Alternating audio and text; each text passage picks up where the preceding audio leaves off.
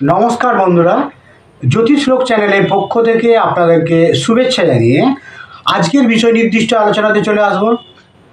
আপনারা ভিডিওটি শেষ পর্যন্ত দেখবেন। ভিডিওটি যদি ভালো লাগে ভিডিওটি শেয়ার করবেন এবং চ্যানেলটি সাবস্ক্রাইব করবেন এবং পাশে থাকা বেল বাটন আপনারা প্রেস করে রাখবেন ভবিষ্যতে নতুন নতুন ভিডিওর নোটিফিকেশন পাওয়ার জন্য। তো চলে আসুন আজকের আলোচ্য বিষয়ে আমরা চোখ রাখি। নমস্কার।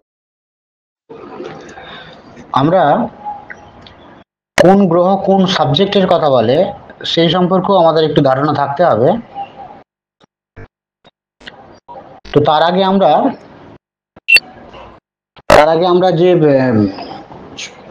চারটি দিয়েছি সেখানে আমরা দেখিয়েছি কি যে চতুর্থ ভাবে যদি রাহু থাকে, চতুর্থ ভাব তো আমরা জানি যে পড়াশোনার ক্ষেত্রে একটা প্রাইম হাউস, চতুর্থ ভাব শিক্ষা বা বিদ্যাস্থান। তো সেক্ষেত্রে ওইখানে যদি রাহু থাকে সেখানে কিন্তু তার রেজাল্ট খারাপ হওয়া বা ইয়ার লসের মতো ঘটনা ঘটতে পারে। 3-4 মানে হঠাৎ তার পড়াশোনা বন্ধ হয়ে যেতে পারে মাঝপথে। আর চতুর্থে রাহু থাকা মানে রেজাল্ট খারাপ হওয়া, ইয়ার লস হওয়া, এই ঘটনাগুলি ঘটে। পঞ্চম ভাবে এখানে কিসের কথা বলে? জ্ঞান আর বুদ্ধির কথা বলে এবং স্নাতক পর্যন্ত পড়াশোনার কথা বলে। তো সাধারণ অবস্থায় কি হয় যে বিভিন্ন সূত্র থেকে বিভিন্ন তথ্য পাওয়া যায় যেখানে এই পড়াশোনার যে ভাগগুলিকে বিভিন্ন রকম ভাবে বলা আছে। তো বাস্তবিক ক্ষেত্রে যদি দেখা গেছে কি যে চতুর্থ ভাব সেখানে একটা মাধ্যমিক পর্যন্ত যে পড়াশুনো তার ইন্ডিকেশন আমরা পাই এবং তারপর স্নাতক পর্যন্ত যে অংশটি সেটি পঞ্চম ভাবের আন্ডারে চলে আসছে। তারপর যে পোস্ট গ্র্যাজুয়েট সেটি কিন্তু 9th হাউসের আন্ডারে চলে আসছে, উচ্চশিক্ষা। এই ধরনের ভাগে ভাগ করা হয়। এবার তার সঙ্গে আমরা উচ্চ মাধ্যমিকের পর বা তার আগে কোনো সাবজেক্ট চয়েসের ক্ষেত্রে কোন গ্রহ কোন সাবজেক্টের কথা বলে সেগুলি জানা থাকলে তবে সুবিধা হয়। যেমন চন্দ্র হচ্ছে কি যে বাংলা যে বেঙ্গলি যে সাবজেক্ট তার কথা বলে।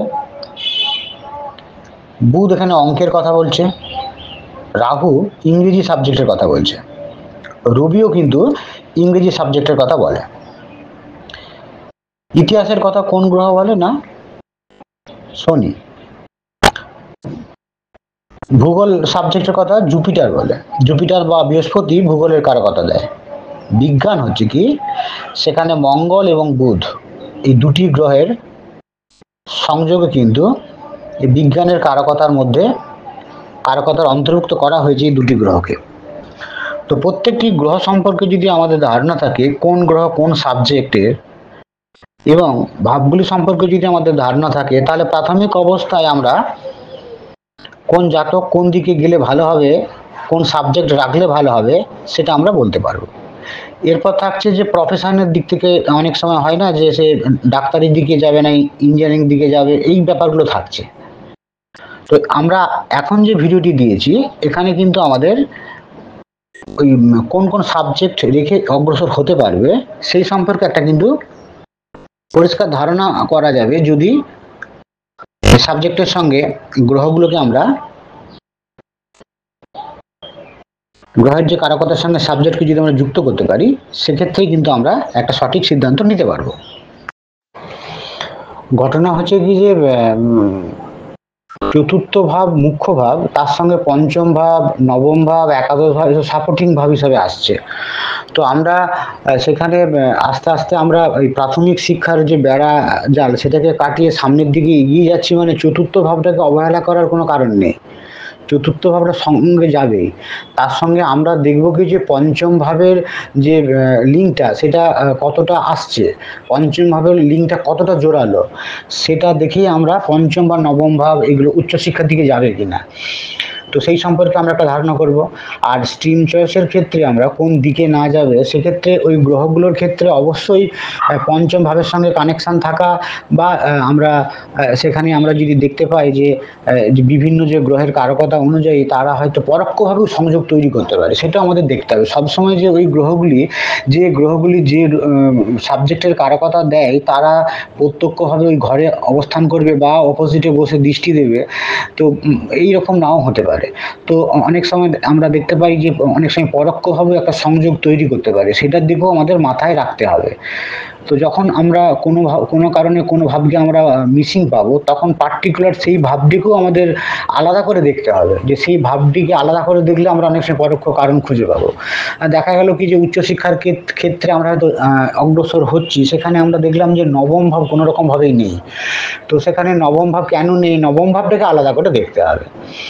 তো তাহলে এটা নিশ্চয়ই বোঝা গেল যে গ্রহগুলো সবসময় যে একেবারে প্রত্যক্ষভাবে পঞ্চম ভাবের সঙ্গে যুক্ত হয়ে থাকবে সেটা নাও হতে পারে, পরোক্ষভাবেও থাকতে পারে। তো সেটাও আমাদের খোঁজার চেষ্টা করতে হবে। পরোক্ষভাবেও যদি থাকে, কোনো রকম কানেকশান থাকলেই কিন্তু ঘটনাটা ঘটতে পারে। যদি জোরালো থাকে তাহলে বড় আকারে ধারণ করবে, আর যদি দেখা যায় যে কানেকশানটি অনেক দুর্বল আছে তাহলে কিন্তু দেখা যাবে কি যে ওই দিকে গেলেও কিন্তু সেখানে সেইটা মানে মনোপুত হচ্ছে না সেইভাবে। হয়তো সেখানে গেল, আবার সেখান থেকে হয়তো দেখা গেল কি যে কোনো ধরনের বাধা পেলো, কিছুটা আটকে গেল, আবার দেখা গেল সেখানে আবার ভর্তি হলো। এই জায়গাগুলো ঘটবে যদি কানেকশনটা দুর্বল থাকে। তো যদি পরোক্ষভাবে কোনো কানেকশন আমরা পাই, এই গ্রহগত কানেকশন যেগুলোর সঙ্গে সাবজেক্টের কথা আমি বললাম, তো তাহলেও সে ওই সাবজেক্টগুলো চয়েস করতে পারে, এবং তার এছাড়া উপায়ও নেই যে ওইগুলো পরোক্ষভাবে এসেছে মানে সে হয়তো দেখা গেলো তাকে বলা হলো তুমি সায়েন্স নিয়ে যাবে বা এই সাবজেক্টগুলো রাখবে, কিন্তু সেরকম জোরালো কানেকশন পাওয়া যাচ্ছে না, তাকে ওইগুলো নিতে হবে। পরোক্ষভাবে এসেছে মানে আশানুরূপ রেজাল্ট হলো না, কিন্তু তাকে ওইগুলো নিতে হবে। এর থেকে বেটার কিছু নেই। অনেক সময় বাধ্য হয়েও অনেককে দিতে হয়। তো এই সব দিকটাই কিন্তু মাথায় রাখতে হবে। আর একটা কথা যে রাহু চতুর্থভাবে থাকা, রাহুর চতুর্থভাবে থাকা মানে একটা বলা হয়েছে কি যে ইয়ার লস হতে পারে বা রেজাল্ট খারাপ হতে পারে ইত্যাদি ইত্যাদি। তো সেখানে যখন কোনো পজিটিভ গ্রহের ইনফ্লুয়েন্স থাকবে বা কোনো রকমভাবে রাহু যদি উচ্চস্থ হয়ে যায়, তো সেক্ষেত্রে কিন্তু দেখা গেল কি যে রাহু হয়তো তার চার্টে পজিটিভ অবস্থাতেই আছে, সেক্ষেত্রে তার যে নেগেটিভ যে অবস্থাটার কথা বললাম সেটা অবশ্যই কিছুটা পরিমাণে সেখানে দেখা যাবে কি যে তার খারাপ অবস্থাটা অনেকটাই কাটবে। যেমন আমরা যদি এক্সাম্পল দিই, একটা মাঙ্গলিক দোষ যদি কোনো ক্ষেত্রে আমরা দেখি যে কারো মাঙ্গলিক যোগ হয়ে আছে, সেখানে বৃহস্পতি এসে অবস্থান করে আছে মঙ্গলের সঙ্গে। আমরা তো জানি স্পেশাল কিছু ঘরে মঙ্গল থাকলে মাঙ্গলিক হয়, তো সেখানেই হয়তো দেখলাম যে নৈসর্গিক যে শুভ গ্রহ সেগুলি অবস্থান করছে ওই মঙ্গলের সঙ্গে একসঙ্গে। সেক্ষেত্রে মাঙ্গলিক যোগের যে খারাপ অবস্থা সেটা অবশ্যই হ্রাস পাবে। আবার দেখা গেল যে মাঙ্গলিক যোগ হয়তো সক্ষেত্রে ঘটেছে, মঙ্গল সক্ষেত্রে বসে মাঙ্গলিক যোগ করেছে, সেক্ষেত্রেও কিন্তু মাঙ্গলিক যোগের যে খারাপ দিক সেটা অবশ্যই কমবে। অতএব রাহু যদি কোনো একটা যোগ তৈরি করে খারাপ যোগ, সেক্ষেত্রে রাহু যদি আবার অন্য কোনো শুভ গ্রহ দ্বারা দৃষ্টি পায় বা শুভ গ্রহের সঙ্গে সংযোগ তৈরি করে, তো সেক্ষেত্রে কিন্তু তার খারাপ প্রবণতাটা কিছুটা হলেও তো কমবে।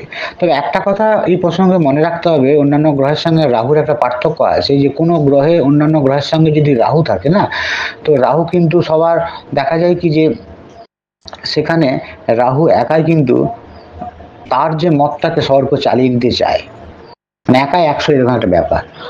তো অতএব তো সেখানে রাহুর সঙ্গে শনি কিন্তু অনেকটাই পেরে উঠতে পারে। তো সেই হিসাবে গ্রহগুলোকে আমাদের দেখতে হবে যে কোন গ্রহ যুক্ত হয়েছে বা কার সঙ্গে সহাবস্থান করেছে। আর যদি তুঙ্গস্থ হয় তো সেক্ষেত্রে সেখানে আর কোনো নেগেটিভ গ্রহের দৃষ্টি পড়েছে কিনা, তো এই সবগুলো কিন্তু দেখার প্রয়োজন আছে। তো সাধারণ অবস্থায় যে আমি বললাম যে চতুর্থ ঘরে যদি রাহু থাকে তাহলে এরকম একটা অবস্থা হতে পারে, এগুলো কিন্তু সবই স্থূল বিচার। তো এই ধরনের বিচারগুলো আমাদের মনের মধ্যে থাকবে, কিন্তু এইটাকেই আমি শেষ পর্যন্ত এই বিচারটাকে আমি নিয়ে আমি মানে একেবারে ফাইনালাইজড করব না কারো সম্বন্ধে। এইগুলো বিভিন্ন সময় বিভিন্ন রকমভাবে মডিফাই হতেই পারে, কারণ সেখানে বিভিন্ন গ্রহের অংশগ্রহণ হতে পারে, বিভিন্ন গ্রহের সেখানে সহাবস্থান কিংবা দৃষ্টি বা নাক্ষত্রিকভাবে সেই গ্রহের অবস্থার মানে তার শক্তিমত্তার পরিবর্তন ঘটতে পারে। তার যে একটা একটা কারকতা নৈসর্গিকভাবে আমরা যেটা জেনে যাচ্ছি যে রাহু চতুর্থ ঘরে বসলে তার পড়াশোনার ক্ষেত্রে একটা খারাপ অবস্থা তৈরি হয়। তো এটাই ফিক্সড না, তা কিন্তু নয়, এটা পরিবর্তন হতে পারে। অন্যান্য গ্রহের ইনফ্লুয়েন্সে তার অবস্থা ভালো খারাপ দুটোই ঘটতে পারে, বাড়তেও পারে কমতেও পারে।